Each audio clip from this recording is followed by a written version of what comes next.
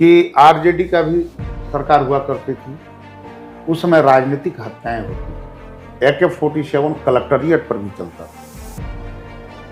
न जाने कितने राजनीतिक कार्यकर्ता, चाहे वो जदयू के हों, बीजेपी के हों, यहाँ तक कि लेफ्ट पार्टी के कार्यकर्ता, एक से एक कार्यकर्ता की हत्या। कोई सांसद जो कहता है ना कि हमने एक कराया, वो झूठ बोलता है। हम सरकार के पार्ट हैं, हम सरकार के हिस्सा हैं, हम सांसद हैं, हम अकेला कुछ। क्या स्थिति थी, यहीं हम लोग सदर अस्पताल से बड़हरिया जाते थे तो साइकिल वाले आगे चले जाते थे, बस वाले पीछे हो जाते थे। अब किसी को विकास ही नहीं दिख रहा है। लेकिन मेडिकल कॉलेज बन गया, वहां लोग पूछते रहते हैं कि क्या हो रहा है। लेकिन सर अब एक बात बताइए, आपने चूंकि जिस काम को आप गिना रहे हैं, क्या लग रहा है कि 70 साल में बिहार को अभी जो मिला है, क्या आप इससे संतुष्ट हैं?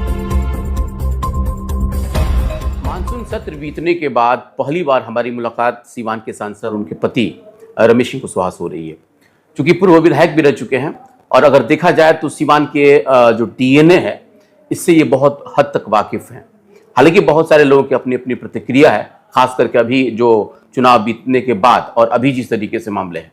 हालांकि कई ऐसे मामले हैं जिनको हम समझने की कोशिश करेंगे। बहुत स्वागत है आपका सर। चलिए, आपके भी चैनल को बहुत बहुत धन्यवाद। सीवान के लोगों को बहुत सारी चीज़ों का इंतजार है अभी, क्योंकि अभी मानसून सत्र बीता है। अभी सत्र में आप लोग गए भी थे, क्या कुछ सीवान के लिए आप लोग लेकर के आ रहे हैं, ये सीवान के लोग जानना चाहते हैं। देखिए, जहाँ तक सीवान की बात है, पार्लियामेंट के जो सेशन जो चलता है वो पूरे देश के स्तर पर पॉलिसी निर्धारित होती है कि देश में क्या क्या करना है। बजट सत्र था, बजट में देश के विभिन्न मोर्चों पर उसके विकास के लिए बहुत सारी योजनाएं आई है और देश में तेज़ी से विकास भी हो रहा है। आप लोग ये भी जानते हैं कि बिहार को विशेष पैकेज भी मिला है, जिसके चलते बिहार में विकास की गति तेज होगी और बिहार का विकास होगा, सीवान का भी विकास होगा, उसका हिस्सा सीवान में भी आएगा। लेकिन पार्टिकुलर किसी इशू पर तो किसी भी जिले में ऐसा कुछ नहीं हुआ। अभी आप चूंकि मैडम जाकर के मिली थी जो अभी रेल मंत्री हैं उनसे, और मैरवा रेलवे स्टेशन के लिए बात की गई। हालांकि बहुत अच्छी बात है, लेकिन कुछ लोगों का ये कहना है कि दुरौंधा रेलवे स्टेशन भी है जिसके लिए मांग कर मतलब किया जा सकता था, क्योंकि वो भी जो है कि कई एरिया को ज़्यादा जोड़ता है। तो क्या वो भी लाइन में है, या सिसवन ढाला की भी बात लोग कर रहे थे जो कि मेन ज्वलंत मुद्दा है। तो इन दोनों के लिए आप लोग क्या करेंगे? देखिए, जो लोग इस तरह के सवाल उठाते हैं बहुत निगेटिव सोचते हैं। एक ही बार सब मांगे नहीं मांगी जाती है। हम जो समझते हैं, हमारा काम करने का अपना तरीका है। तो यहाँ पर जो भी रेलवे से संबंधित जो भी समस्याएं होगी, हम लोग एक क्रमवार उसको हम लोग उठाएंगे और माननीय रेल मंत्री जी को देंगे, जिसमें दुरौंधा भी है, सीवान जंक्शन के लिए भी कुछ हो सकता है। सब कुछ नज़र में है, हम लोग एक एक करके देंगे। जहाँ तक सिसवन ढाले की बात है, उस पर भी काम चल रहा है। लेकिन कुछ लोगों का है कि प्रचार करके माइलेज लेते हैं। हम प्रचार नहीं करते, प्रचार मंत्री हम हैं भी नहीं, और आने वाले दिनों में देखिएगा रिजल्ट दिखाई देगा। हम लोग इस पर लगे हुए हैं, हम लोग काम कर रहे हैं। आपने कहा कि कई ऐसे सांसद अभी जो हैं जो कि शायद की काम में आगे बढ़ नहीं है, लेकिन पप्पू यादव के बारे में खूब चर्चा हो रही है। हालांकि कहा गया कि जिस दिन वो शपथ उन्होंने लिया, शपथ ग्रहण के बाद जब पूर्णिया पहुंचे तो वहां पे हॉस्पिटल का औचक निरीक्षण उन्होंने शुरू किया। इसको आप क्या समझते हैं? हालांकि जनता की नजर में लग रहा है कि उन्होंने अच्छा काम करना शुरू कर दिया, तो लोग अपने भी सांसद से इसकी उपेक्षा रखते हैं कि भाई चलिए कम से कम हमारे भी सांसद इस तरह का औचक निरीक्षण करें, चाहे हॉस्पिटल का हो या जनता की कोई ऐसे ज्वलंत मुद्दों का हो। आप इससे क्या सहमत हैं आप? देखिए, कुछ लोग फोटो खिंचवाने के लिए और बड़ा न्यूज बनाने के लिए सब करते रहते हैं। हम इस सब चीज़ों में विश्वास नहीं रखते हैं।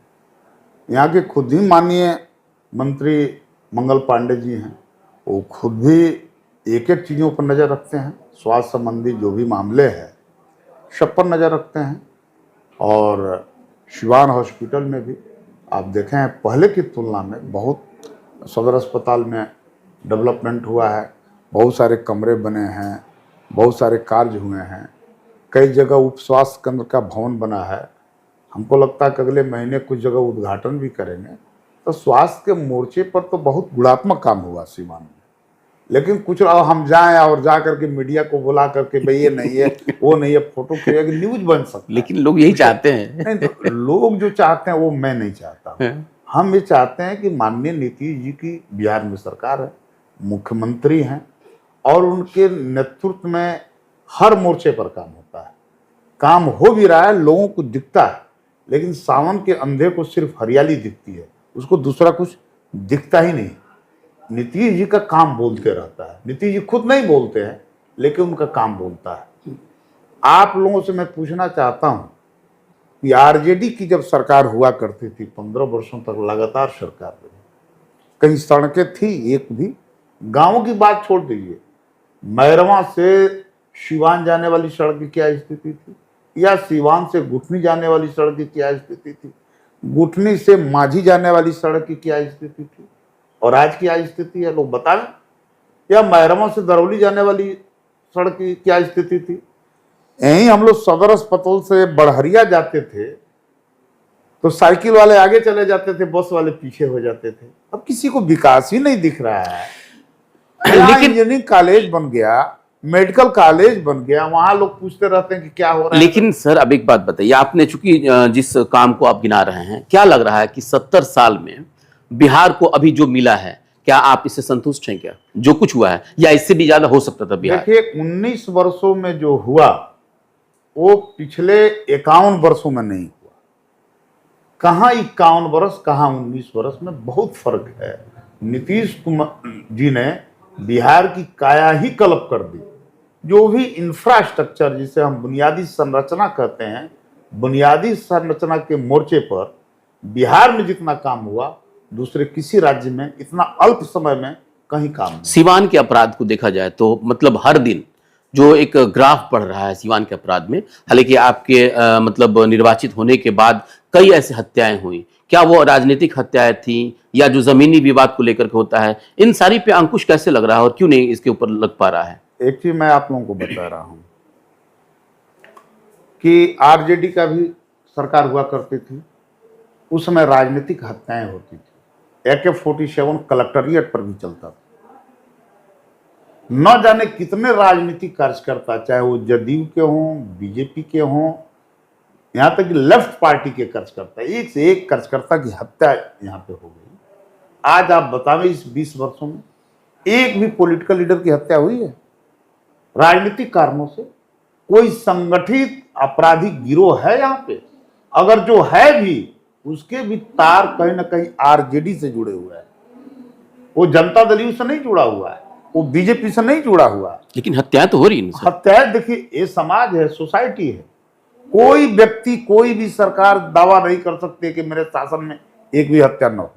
हत्याएं कुछ होगी, लेकिन नीतीश जी को सुशासन की सरकार मैं कहते आपको हैं। बता रहा हूं, अभी जो कुछ हो रहा है जमीन संबंधी मामले से हो रहा है, भू माफियाओं के कारण हो रहा है। भू माफिया एक्टिव है। मैंने कल ही डीएम साहब से, एसपी साहब से भी मैंने इस बात को उनको संज्ञान में दिया। लेकिन इसी के लिए माननीय नीतीश जी ने अभी जमीन का सर्वे होने जा रहा है। आप देखिएगा, जैसे ही जमीन का सर्वे का काम पूरा हो जाएगा, जमीन का विवाद 95% हल हो जाएगा और जमीन को लेकर के कोई हत्या नहीं होगी। हाँ, जब तक ले सर्वे नहीं हो रहा तो हो सकता है कुछ और बढ़ जाए। इसीलिए मैंने कल डीएम साहब को और एसपी साहब को कहा कि जमीन का सर्वे हो रहा है, जमीन को लेकर के कुछ घटनाएं घट सकती है, आप लोग इस पर नजर बनाए रखें। मैंने उनके संज्ञान में दे दिया और प्रशासन इसके लिए सतर्क भी है। अच्छा सर, नीतीश जी की बात आप कर रहे हैं अभी, जिस तरीके से ये विपक्ष कह रहा है कि नीतीश जी का अब दम घुट रहा है भाजपा में और ये सरकार कब गिर जाए, कब वो भाजपा से हट जाए, ये कहा नहीं जा सकता है। क्या ऐसा लग रहा है क्या कि आप लोग जो है कि सच में दम घुट रहा है आप लोगों का भाजपा का? असल में जो आरोप लगाने वाले हैं उनका दम घुट रहा है, क्योंकि उनको मलाई मिल नहीं रहा है। मलाई खा रहे थे, इधर थे तो सत्ता में थे, सत्ता का सुख भोग रहे थे। वो इस बात को जानते हैं कि जब तक ले नीतीश जी इधर नहीं आएंगे तब तक ले वो सत्ता में नहीं पहुंच सकते। इसीलिए इस तरह का उनका प्रचार है कि नीतीश जी हो सकता है तो ऐसा करें। नीतीश जी जहां हैं वहीं रहेंगे, अब वो कहीं जाने वाले नहीं। लॉ एंड ऑर्डर पे तो कमजोर हो गए नीतीश जी। ऐसा नहीं है, लॉ एंड ऑर्डर कब बढ़िया था इससे। सब अभी जितना है 51 वर्षों की सरकार को पिछले छोड़ दिया जाए तो सबसे बढ़िया ला इंडिया था। कल समस्तीपुर में, परसों की बात है कि एक मुस्लिम समुदाय के एक व्यापारी को, जो कि मतलब मांस वगैरह बेचते हैं, तो उनकी लिंचिंग करने की कोशिश की गई। और कल जो है कि राजद के 2 मंत्री वहां पे पहुंचे थे, एक एमएलसी पहुंचे थे, जिसमें आपको आलोक मेहता जी भी थे, उसके बाद शोएब कारी साहब थे, और उन्होंने साफ कह दिया कि नीतीश जी जो है कि लॉ एंड ऑर्डर पे फेल हैं और वो लिंचिंग करा करके चाहते हैं कि वोट पोलराइज किया जाए 2025 को लेकर। उन लोगों को लिंचिंग के अलावा कुछ दिखेगा भी नहीं, विपक्ष के लोगों को उसके अलावा कुछ नहीं दिखेगा, एक बहाना है। आप जानते हैं ना, जब से माननीय मुख्यमंत्री जी हैं, एक भी कम्युनल घटना घटी है बिहार में? कोई घटी हो तो कोई बता दे। किसी मुसलमान को टारगेट करके मारा गया है? कोई मॉब लिंच की घटनाएं घटी है? ऐसा कुछ नहीं हुआ है। अब सवाल है कि सोसाइटी है, सोसाइटी में कुछ ना कुछ तो होते ही रहता है। प्रशासन का काम है उसको नियंत्रण करना, और प्रशासन नियंत्रण भी करता है।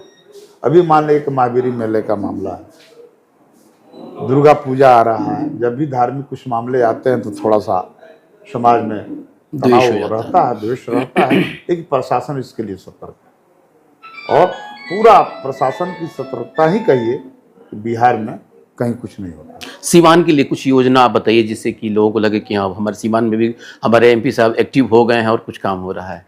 देखिए, ऐसा है कि मैंने पहले भी कहा था कि जो भी डेवलपमेंट है सरकार की नीतियों पर निर्भर करता है।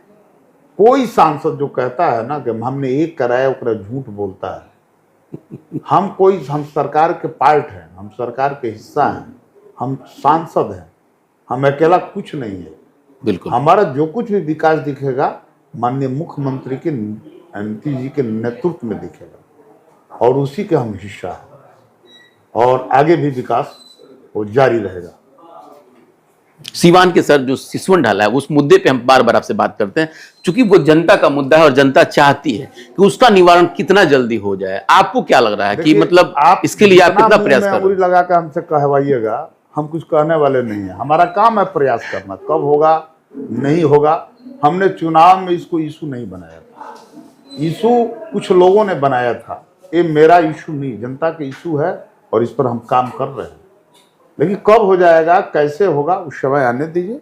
समय जैसे ही आएगा सब समस्याओं का समाधान। आम जनता से क्या कहेंगे आप? अभी जो माहौल चल रहा है, जिस तरह से आने वाले फेस्टिवल्स भी हैं, जैसे आपने कह दिया, तो ऐसे माहौल को लेकर के या सभी समाज को लेकर के चलने के लिए क्या कुछ आप आग्रह करेंगे?